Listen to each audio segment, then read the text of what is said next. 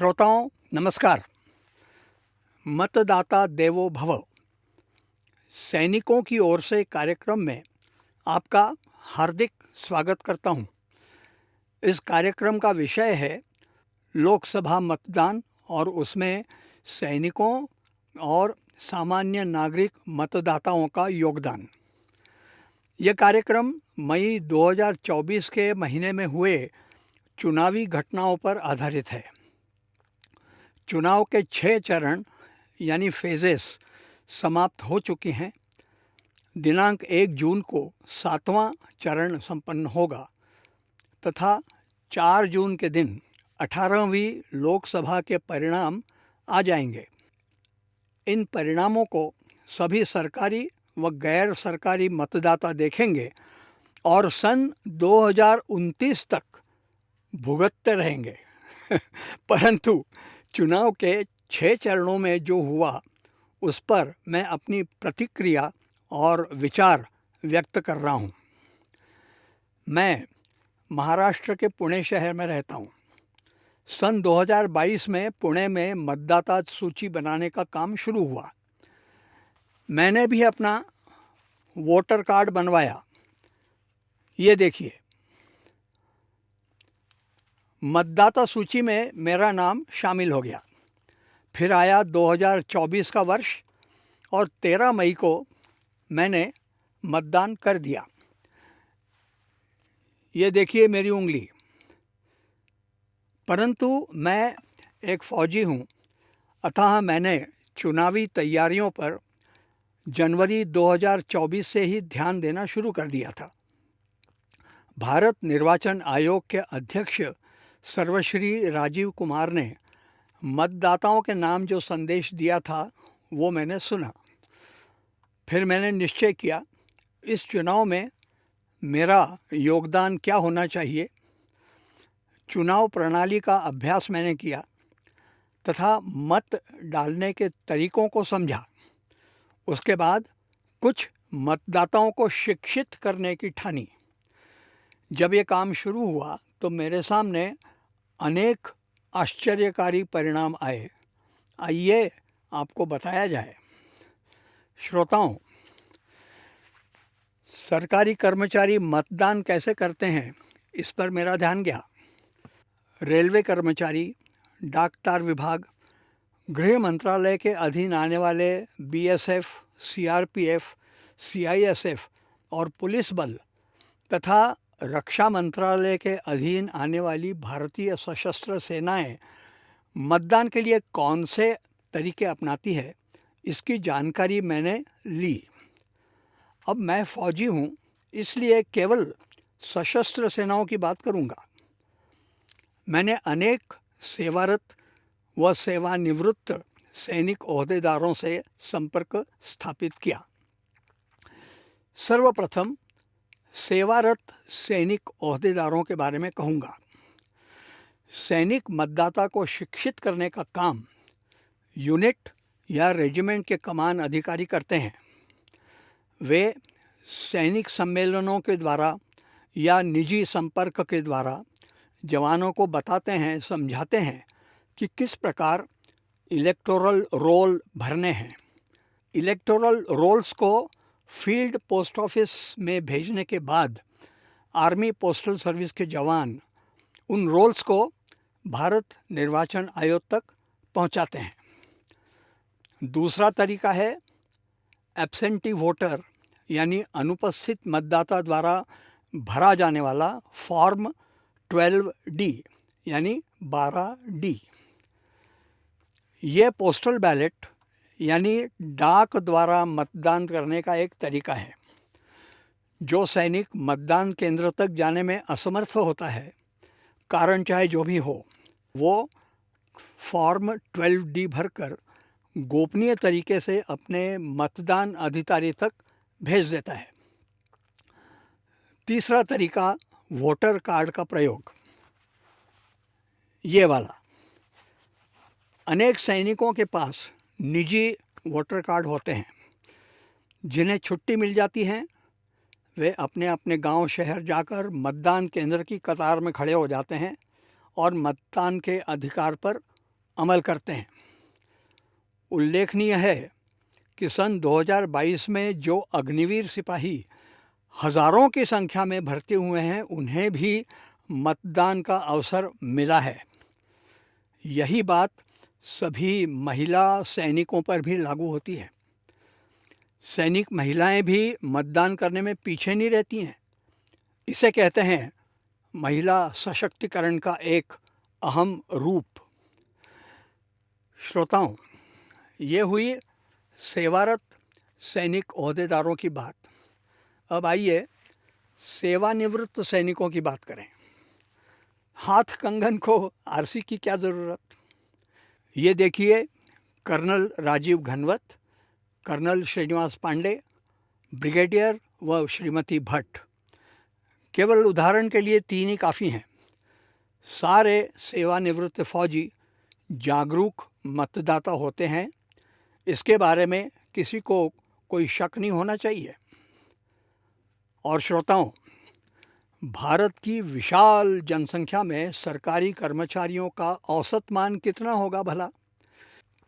सेवारत और सेवानिवृत्त सरकारी कर्मचारियों में मतदान के बारे में जागरूकता दिखाई देती है, परंतु अब बारी आती है सामान्य नागरिक मतदाता की। इनकी संख्या आप जानते हैं बहुत बड़ी है, करोड़ों में है। और यही मतदाता राजनीतिक पार्टियों और नेताओं के निशाने पर चढ़ते हैं। चुनाव के छठे चरण तक मतदान का औसत मान करीब 60% है, 60% आप जानते हैं। बाकी बचे 40% यानी 40% मतदाता। मैं फौजी इन 40% मतदाताओं को अभागा मतदाता की संज्ञा देता हूँ। अभागा, जी हाँ, अभागा ही तो है। मतदान नहीं कर पाया, फिर अभागा ही तो होगा। अब आइए एक नज़र डाली जाए सामान्य नागरिक मतदाता पर। चुनावी संग्राम में सामान्य नागरिक मतदाता बहुत अहमियत रखता है। राजनीतिक पार्टियां इन्हीं मतदाताओं पर अपनी सारी शक्ति लगा देते हैं। इन सामान्य नागरिक मतदाताओं में कुछ समझदारी से काम लेते हैं, कुछ बेचारे नासमझ भी होते हैं, कुछ अनपढ़ भी, कुछ पढ़े लिखे भी, और बहुत से मतदाता बेपेंदे के लोटे की तरह होते हैं। किस करवट बैठेंगे इसका कोई भरोसा नहीं। मतदान करेंगे भी या नहीं इसका भी कोई भरोसा नहीं। इनका मत बहुमूल्य तो है, परंतु जो मत डाला ही नहीं जाएगा वो फालतू ही गया ना। और जो मत बिक गया वो तो बर्बादी हुआ ना। और बोगस वोट, नकली वोट, धोखाधड़ी वाला वोट, इन सब का क्या हिसाब? अपनी बुद्धि को ताक में रख के, सारासार विचार को, सद्विवेक बुद्धि को गिरवी रख के जो मतदान करते हैं वे मूर्ख ही हुए ना। उनको मूर्ख मतदाता या अभागा मतदाता ही कहना चाहिए। श्रोताओं, एक फौजी होने के नाते मैं ऐसे मतदाताओं को सख्त नापसंद करता हूँ जो गैर जिम्मेदारी के साथ मतदान करते हैं। वे देश के साथ बड़ी नाइंसाफ़ी करते हैं। यूँ समझिए कि बंदर के हाथ में मशाल दे देते हैं। आज मैं कुछ ऐसे मतदाताओं के पुतले यानी एफिजीज़ जलाना चाहता हूँ जो मतदाता की उजली छवि को गंदा करते हैं। पुतले यानी एफिजीज़। जब किसी की काली करतूत उजागर करनी हो तो उसका पुतला बनाकर उसे जूतों की माला पहनाना, उस पर थूकना, उसे पैरों तले कुचलना या उसका पुतला जलाना, ऐसे दृश्य देखने को मिलने चाहिए। जो मतदाता आफत की जड़ बोता है उस पर दया क्यों दिखाया जाए बोलो? आज मैं जो पुतले जलाने वाला हूँ श्रोताओं, वे डिजिटल पुतले हैं, डिजिटल एफिजीज़। ये एफिजीज़ उन मतदाताओं की हैं जिन्होंने अपने मूल्यवान मत व्यर्थ में गंवा दिए। मैं एक फ़ौजी इन मतदाताओं को अभागा, भाग्यहीन समझता हूँ। उनकी डिजिटल एफिजीज अब जलने वाली हैं। अब यह देखिए, यह है पहला अभागा मतदाता। नाम है दरोगा यादव, उम्र 35 साल। इसके पास वोटर कार्ड ही नहीं है। ये वाला वोटर कार्ड बनाने की इसने ज़रूरत ही नहीं समझी है। अतः इसका जलता हुआ पुतला ये देखिए। अब बारी आती है दूसरे अभागे मतदाता महाशय की। नाम है परदेसी लाल, झूमरी तलैया का रहने वाला है। आयु 25 वर्ष की। इसका नाम मतदाता सूची से नदारद है। इसकी उसे परवाह ही नहीं है। तो भाई परदेसी लाल जी, ये देखो, ये आपका पुतला भी जल रहा है। अब है तीसरा अभागा मतदाता। इसका नाम है गोपालन। आयु 30 वर्ष। रहने वाला है तमिलनाडु के एक पिछड़े हुए गांव का।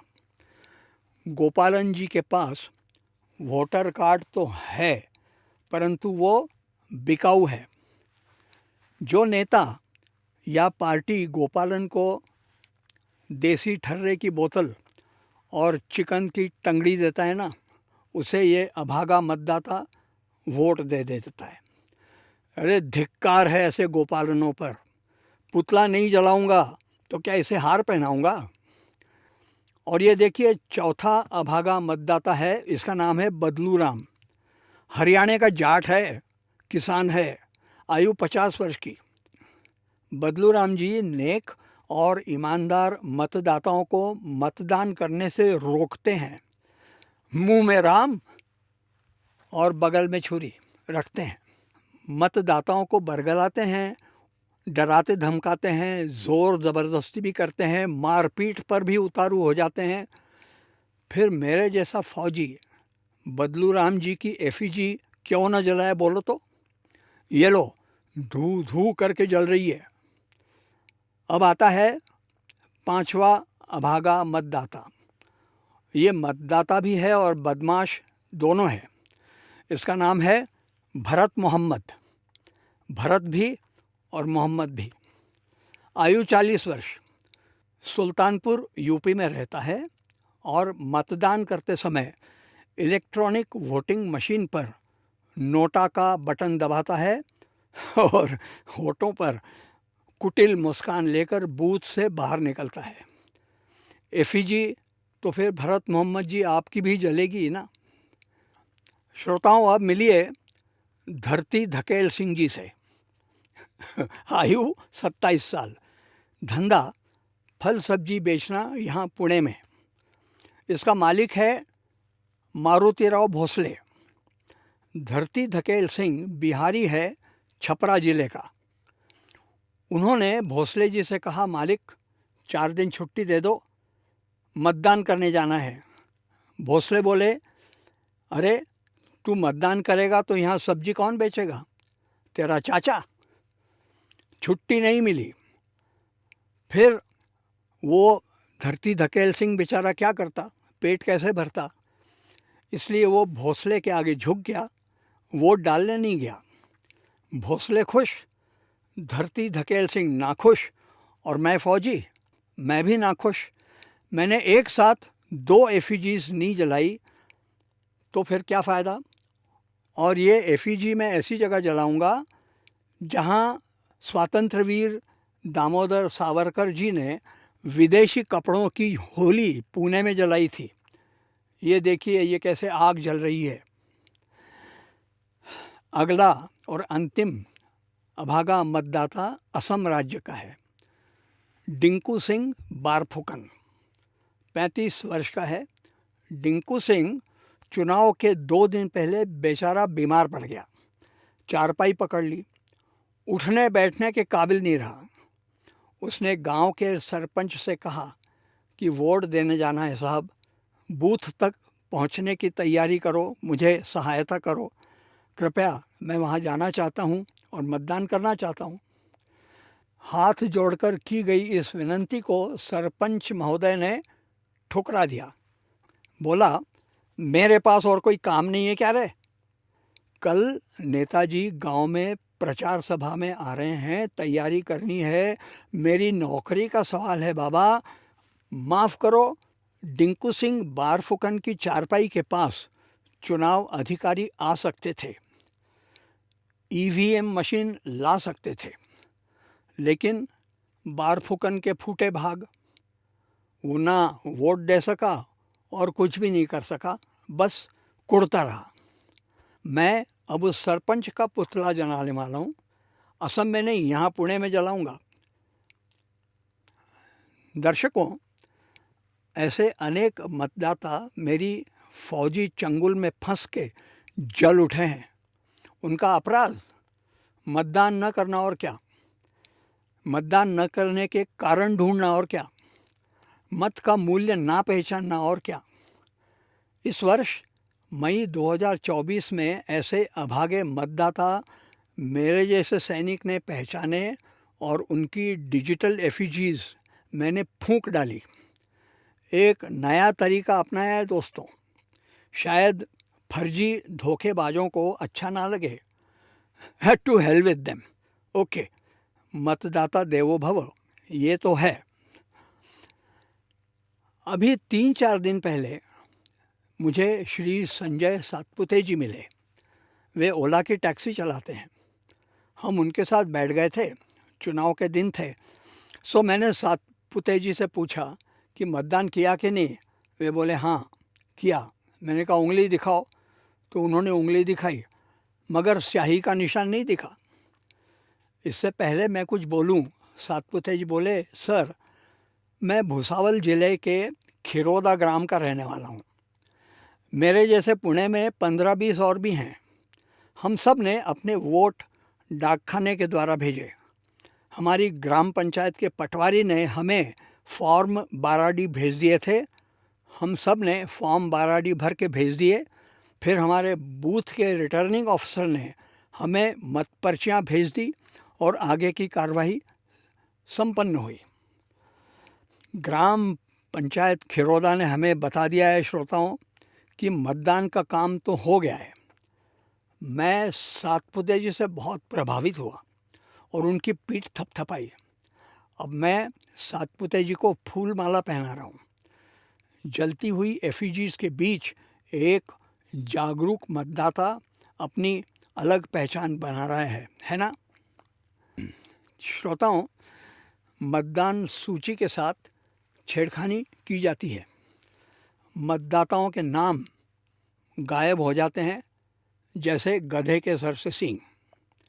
और ये मतदाता देखिए, मतदाता सूची में पता तो इनके घर का है, परंतु नाम किसी और के हैं।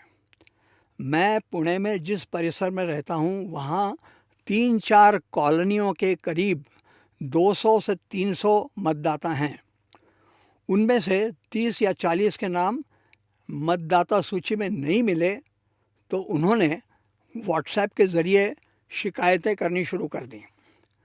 ये जब मतदान केंद्र पर पहुँचे तो उन्हें गहरा धक्का लगा, मतदान नहीं कर पाए। लेकिन अब पछताए होत का, जब चिड़िया चुग गई खेत। परंतु मैं चुप नहीं बैठा। मैंने इलेक्शन कमीशन ऑफ इंडिया में प्रस्ताव दर्ज कर दिया कि 30 मई 2024 के दिन ऐसे प्रभावित मतदाता अपने मतदान कर सकें। ऐसा प्रावधान इलेक्शन कमीशन ऑफ इंडिया देगा कि नहीं ये मुझे नहीं मालूम, परंतु इलेक्शन कमीशन ऑफ इंडिया ने मुझे एक्नॉलेजमेंट अवश्य भेज दी है और इसके लिए मैं उनको शुक्रगुजार हूँ उनका। मैं उन्हें धन्यवाद देता हूँ। श्रोताओं, मतदाता को ना जौहरी की तरह बनना चाहिए। जौहरी कांच और हीरे के बीच के अंतर को पहचानता है और फिर ईमानदारी तथा बेईमानी दोनों का परिचय देता है।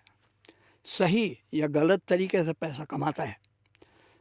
मतदाता को जागरूक रहना अत्यावश्यक है ताकि चुनावी हथकंडों से वो अपनी रक्षा स्वयं कर सके। कार्यक्रम के अंत में सुनिए चुनावी सवैये। मैंने लिखे हैं, आशा करता हूँ आपको रिझाएंगे। मतदाता देवो भव, मतदाता देवो भव, जय भारत। चुनावी सवैये सुनिए। फंसा जमेले में अरे मूल्यवान एक मत, इस चुनाव में मतदाता की फूट गई किस्मत। फूट गई किस्मत, बात का बना बतंगड़, गायब हुए कागजों में से नाम धड़ाधड़। कह कर्नल कविराय सो गए कुछ मत वाले, निर्वाचक की मति पर पड़ गए 100 ताले। आगे लिखा है, मत मंदिर के द्वार पर मतदाता की भीड़, देखी तो होने लगी विरोधकों को पीड़। विरोधकों को पीड़, कसमसा कर कोई बोला, ये मतपेटी नहीं किसी का फैला झोला। कह कर्नल कविराय बढ़ा मतदाता आगे, जुड़े अचानक अटल इरादों के शुभ धागे। मतदाता के नाम पर चिहुक उठे कुछ लोग, राजनीति को लगा एक भयानक रोग। एक भयानक रोग आ गई भारी शामत, और मत मत जपते लुप्त हुआ कईयों का बहुमत। कह कर्नल कविराय पड़ गई चपत करारी, कुमति हारी, मति का पलड़ा हो गया भारी। एक मतदाता ने कहा, टाइम नहीं मेरे पास, कार्ड खो गया इसलिए दूजा दिखा उदास। दूजा दिखा उदास, तीसरा बिस्तर तोड़े, चौथा पोस्टल बैलेट पर भी नाक सिकोड़े। कह कर्नल कविराय पांचवा बुद्धू निकला, फोकट में कुछ देने वाले पर जा फिसला।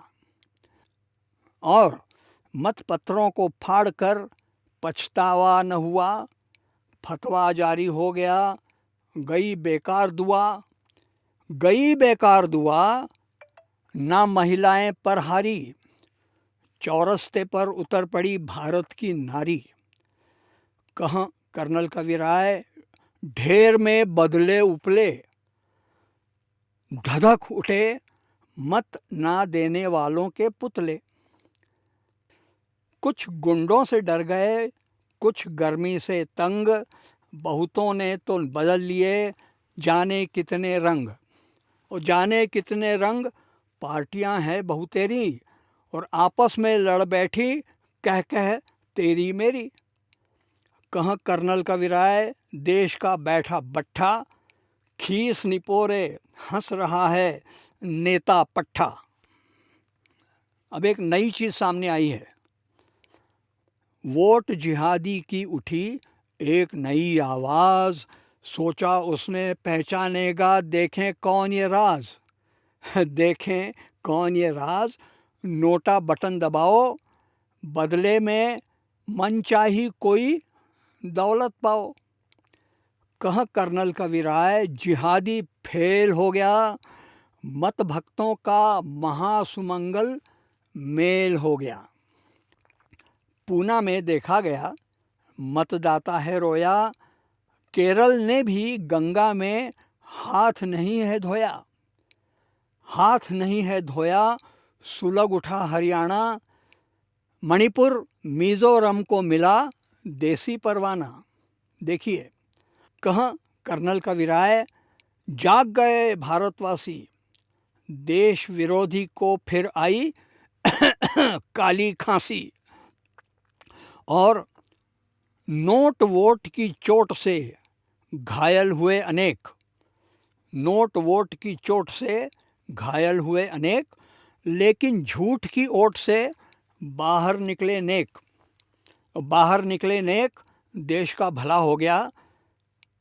भस्म हुआ आनन फानन में काला रुपया।